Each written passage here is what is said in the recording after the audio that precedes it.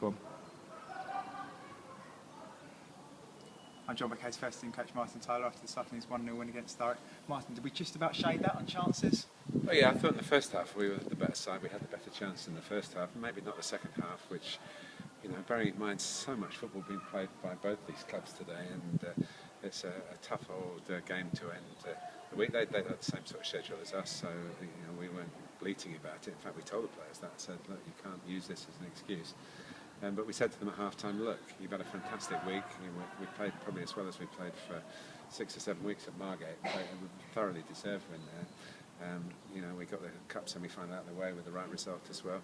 What a chance to make it, you know, 3 wins in a row in 5 days. And they've gone and done it. And got young Jamil Okai on, and within a minute he's made a contribution, and that's led to Lewis Taylor scoring. It was Lewis Taylor. There's a bit of joking in the dressing room because Simon, Polish Simon, is one of the website posts said that somebody couldn't tell the difference between the two of them. I don't think Lewis is too impressed about that, so I've just told Lewis that they've given the goal to Simon, but of course it was Lewis's goal, and right on the spot, and a great finish, and you know, a great week. As you say, it has been a great week. 2 wins in the league, got through to a cup final as well. Given the results we've had in the league the last 2 games, Margate's and today, did we perhaps give up on the league season a bit too early? I don't know. I mean, if you've spoken to us on the way to Margate, Alan and I went down very early on Tuesday afternoon, and we were getting texts from players who were finding it difficult to get off work to get down there, and we hadn't got a clue what the side was going to be. And we got there, we changed it several times. He changed it, obviously.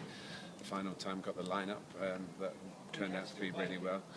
I think we've got a bit of youth into the side, which has helped us through this difficult period. Whether it would have helped in the games that had maybe more pressure on them, you could argue that now the pressure's come off, that we found a bit of form, and yeah, we know how close we were. We didn't really give up on it, but I think there was a feeling around the club that maybe we'd gone as far as we could go this season.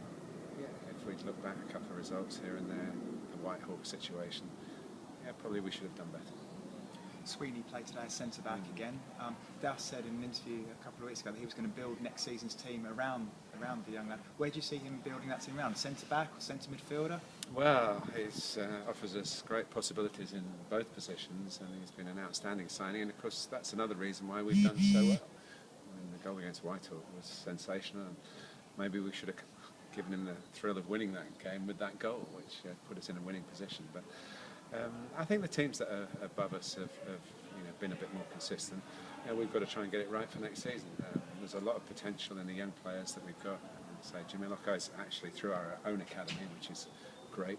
There are a couple of other lads that have been close to the first team in the last couple of weeks. Dan's come from AFC Wimbledon, and in his 20s offers a great deal, and we're pleased to have him. He picked up an injury, so he couldn't come out for the second half, but I have to say Aaron Good, who had to come out and call in because we didn't realise that Dan was unable to carry on when we first went in. But Aaron came and didn't put a foot wrong, and all credit to him. So it is just about non-league football is never perfect. I'm lucky enough to work in the Premier League, and that watching the games for my job, that's never perfect either. So you have to try and juggle it around and make the best of what you've got available. And I think this week, I've just got to say the players have been absolutely fantastic, really fantastic, and given Douse and I something to smile about. And in your opinion, does the squad for next season need fine-tuning or rebuilding? You'll have to ask Alan that. I mean, from my opinion, I'm just looking at the next game. We've got Concord here on Monday night, then we go to Leiston. That's as far as for me to look, and at the moment we're doing a head count to see who's available for those games. It's great that we've got a cup final as well, so we'll take care of that. I know he's thinking. Mark Hamp's been away scouting, and he's been looking at players. So we're not letting the grass grow under our feet, that's for sure. But we want to finish. This week's been marvellous, and we just don't want it to peter out next week. So we've got more big challenges ahead before we can even say the season's finished. The Sporters voting today for the Player of the Season. Who's in contention, do you think? Well, Matty Patterson's obviously had a great season. He scored lots of goals from midfield, played pretty much all the games as well.